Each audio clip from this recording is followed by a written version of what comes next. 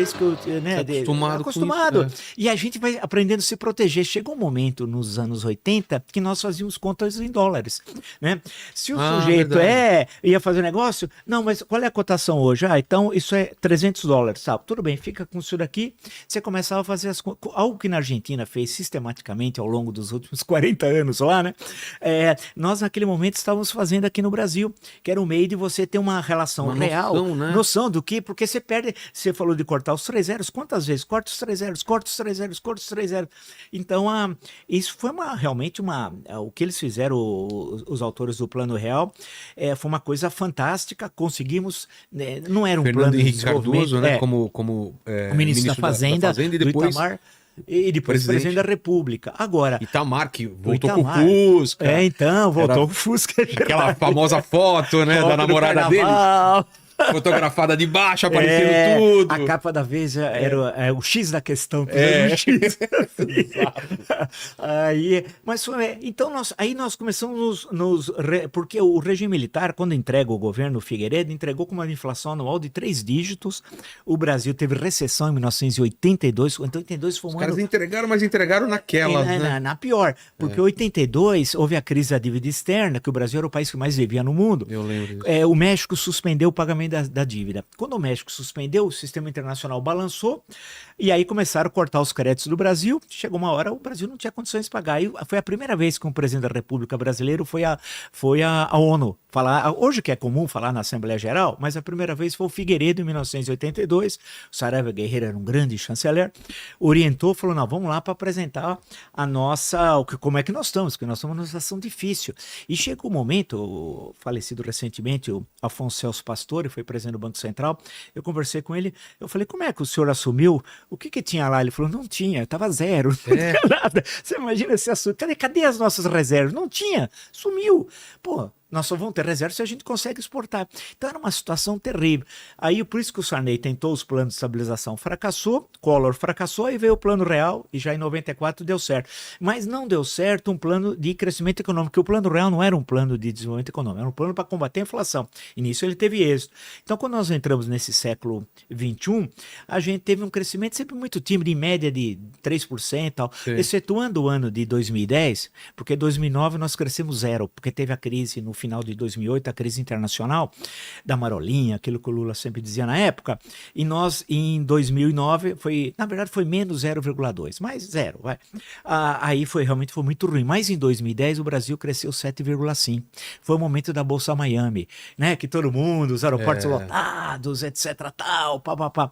Só que aí veio o quadriênio da Dilma, você tem uma queda. Isso foi, a época que a gente cresceu foi as commodities dispararam por causa da China. Né? Por causa da China. Começa nesse século, a China tem uma demanda fabulosa. Absurdo. E aí, puxa vida, e grande parte o Brasil vira. Quem imaginaria, por exemplo, no século passado, que a China seria o nosso maior parceiro comercial? Ninguém falaria isso. Exportação, importação, grande investidor importantíssimo, tudo isso. Aí foi a questão da China. O Brasil entra muito bem nesse mercado de commodities, tem uma grande vantagem nesse momento.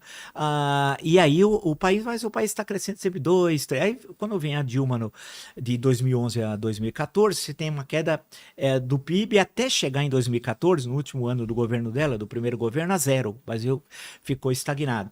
E 2015 e 2016, que é o momento do impeachment, tudo aquilo, aí foi o pior biênio da história econômica republicana. O Brasil cresceu menos 7,5 para trás, saltou para trás menos. Aí foi uma pancada, né? Foi um horror.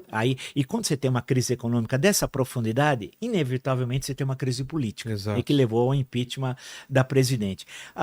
Aí nós começamos a recuperar em 17, muito pouco, 1%, 8, 18, cerca de um pouquinho mais. Com Temer, aí depois aí veio o 19, aí veio a pandemia. E aí? Putz, aí foi aquele desastre e tal. Agora conseguimos, no ano passado, teve um crescimento razoável dentro do que é possível, e esse ano o Brasil deve crescer uns 3,2. Agora, a grande questão, sem ser aquele ufanismo bobo, barato e tal, mas nós temos condições de crescer muito mais que isso, de 4 a 5%, né, ao ano. O que está segurando, então, gente? a taxa de juros não é possível. Um empreendedor, um empresário empresário, quando pensa, um pequeno, pode ser um pequeno, pô, vou abrir um negócio, quando ele olha aquela taxa de juros, não dá. Porque uma coisa é a taxa Selic, aquela taxa, não é a taxa que ele vai pegar o empréstimo do banco. E nós temos um problema, que fiquei muito na época da pandemia mais ainda, o BNDES, ele tem uma série de linhas de financiamento com taxa de juros muito barato, mas não tem agência. Ah, não, mas você vai no Banco X para pegar um empréstimo ali, que tem o dinheiro do merece. Não, o Banco X vai oferecer o seu dinheiro, não o do BNDES. Então o BNDES precisava ter agências físicas, especialmente para o micro, pequeno e médio empreendedor, que é aquele que está sempre com a corda no pescoço, geralmente não tem capital aberto, não tem ações, não tem bolsa de valores, aonde ele vai obter recursos para expandir seus negócios, né? Então precisa, e essa é uma coisa que falta, é você ter uma permanência, e aí tem de ser um banco estatal necessariamente, que atenda a essa demanda de mercado. Então se nós diminuirmos a taxa de juros, que é o primeiro caminho para tudo, mas o que vai acontecer é que isso pode estimular dívida pública, a dívida pública do Brasil se compara a dívida pública do Japão, proporcionalmente ao PIB, é 3 vezes a do Brasil. Então, quer dizer, o Japão pode ter uma dívida 3 vezes em relação ao PIB. E a Itália? A Itália também tem uma dívida muito maior que a do Brasil, proporcionalmente ao PIB. Estados Unidos também. Mas nós não somos uma Itália? Bem, passamos a Itália. É bom lembrar agora em relação aos maiores PIBs do mundo, né? Então, tem um conservadorismo, porque a economia não é uma ciência exata, é uma ciência humana. Tem várias leituras, várias correntes teóricas, né? Então, nós temos de abaixar a taxa de juros, não é uma irresponsabilidade, porque a cada meio ponto que se eleva a taxa de juros, aumenta a dívida pública. E a dívida pública vai lá nas alturas. Então, nós temos de diminuir a taxa de juros, incentivar o micro, pequeno e médio empreendedor. Temos de qualificar a força de trabalho. E aí é uma coisa mágica, Vilela. As pessoas precisam saber uma coisa fantástica. Ler, escrever e fazer as 4 operações. Se a gente conseguir isso, que é um absurdo, mas é a nossa realidade, a pessoa saber ler, escrever e conseguir compreender um texto. Compreender um texto. Aí ele passa. Porque não é só ler, né? Nada, não. É uma capacidade de compreender. Compreender o texto, saber fazer as operações. Você muitas vezes está num lugar, numa operação comercial, pega esses pequenos supermercados, agora, outro dia eu estava num deles, aí era R$17. Aí eu tava anúncio, dei uma nota de 20. Eu falei, achei que o troco ia ficar difícil, eu dei uma nota de 2. Pra quê? Aí complicou mais. Complicou a cabeça. Né? Peraí, agora você tá me dando mais dinheiro. Aí eu vi que a mocinha, eu fiquei só olhando, como se fosse um analista, um antropólogo. Eu falei, e agora vamos ver como é. Aí ela consultou a senhora, que acho que devia ser gerente, tal. Aí que falou, 5. Tudo bem, então 5, tal. Caramba, era uma operação a mais simples possível. Então nós precisamos qualificar a força de trabalho. E aí o desenvolvimento da educação, nós precisamos entusiasmar o país. Nós somos, em certa época, aqui em São Paulo, também no final dos anos 50 do século passado, teve a campanha pelo ensino público e gratuito, tal. A USP teve uma participação fantástica, a Florestan Fernandes, tudo isso. Nós precisamos ter esse entusiasmo pela educação, né? Que é falar assim, pegar um governo... E a gente gasta muito para formar o pessoal lá na faculdade, depois o pessoal vai embora. Vai embora. Não, nós temos a evasão dos cérebros, temos muitas vezes um ensino universitário que não tem a qualificação necessária, o cara tem o diploma, mas não tem inserção no mercado de trabalho, né? E não temos um básico ali embaixo da pirâmide, que é acabar com o analfabetismo. Você pegar um presidente ao estilo Juscelino Kubitschek, alguém que entusiasma o país, vai falar o seguinte, no meu quadriênio, agora são 4 anos, não vai ter mais nenhum analfabeto no Brasil. Aí os caras falam, esse cara é populista, esse cara é louco, não importa. Aí envolver igrejas, sindicatos, partidos, sociedade civil, o raio que seja. O pessoal saber ler e escrever. Fala, olha, agora vamos para o próximo passo. Precisa ter o Fundamental 1, Fundamental 2, etc. Tal. No ensino já de 3º grau, nós precisamos repensar alguns cursos. Não é para fazer em 4 anos, é fazer em 2, 1 ano e meio. Né? Nós temos pensar, o mundo está mudando muito rapidamente. Como é que nós vamos adaptar esse trabalhador a novas tecnologias que se alteram tão rapidamente, como nunca na história da humanidade? Quem imaginaria que nós teríamos internet? Olha, vamos pegar nos anos 80, eu imaginaria que teria internet, nem passou nunca pela minha cabeça. Na palma da tua mão tem todo o conhecimento do mundo. Do mundo. Você tem uma dúvida, você joga no Google. Aquilo que você ia, pegava um ônibus, um metrô, ia a pé até a biblioteca, procurava na enciclopédia, demorava horas, em fração de segundo você tem a resposta.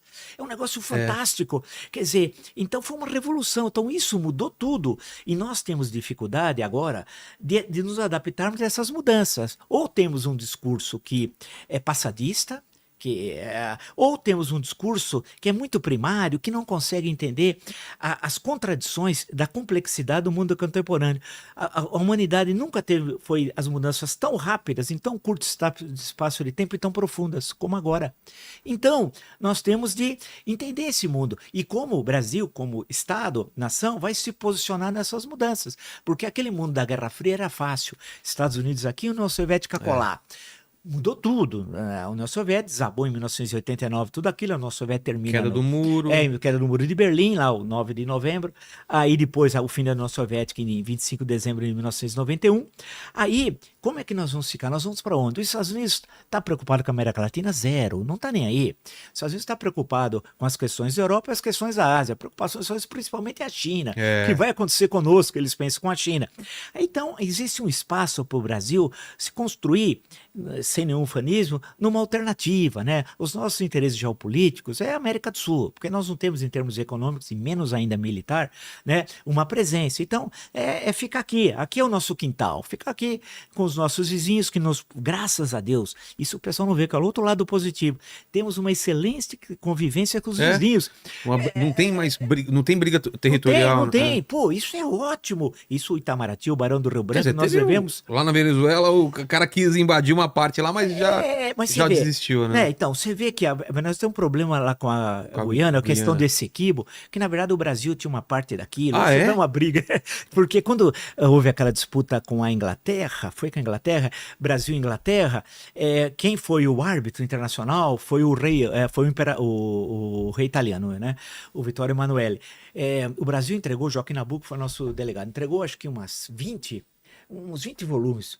Pô, o laudo foi de 1,5 página. O Nabuco falou, ele não leu. Não leu esse negócio. Deu uma canetada. Deu 2/3 para a Inglaterra e 1/3 para o Brasil. Bem, aí nós não temos problema nas nossas fronteiras. Pô, a gente vê o que está ocorrendo na Europa, vê problemas na África, vê questões na Ásia, veja agora Taiwan, China, a questão China-Filipinas, por causa daquelas ilhotas que para nós não tem importância nenhuma, né? Está distante, mas que para eles tem lá um interesse geopolítico. Tem os problemas lá com a Austrália, por causa lá, Indonésia, Austrália, os interesses da China na região, aqui é tudo tranquilo. Então, nós não temos problema nas fronteiras.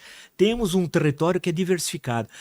Vilela, se você pegar a distância, aquilo que eu aprendia no primário, a distância entre o Oiapoque, que é lá no Amapá, até o Chuí, no extremo do Rio Grande do Sul, ela é maior do que Lisboa até Moscou. O quê? Então, se você pegar de Lisboa a Moscou, você pegar de Lisboa a Moscou... Nossa, é o Brasil. Olha o que tem de Lisboa a Moscou em termos de línguas, religiões, guerras, riquezas, tem tudo. Nós somos mais do que a nossa, em linha reta, é maior aqui, e aqui nós temos uma língua só. Temos algumas divergências religiosas, são mínimas, quase zero, comparadas às doideiras que a gente vê por aí, né? Temos essa liberdade de circulação. Não tem grupo separatista. Não tem grupo separatista, que tem em todo lugar, né?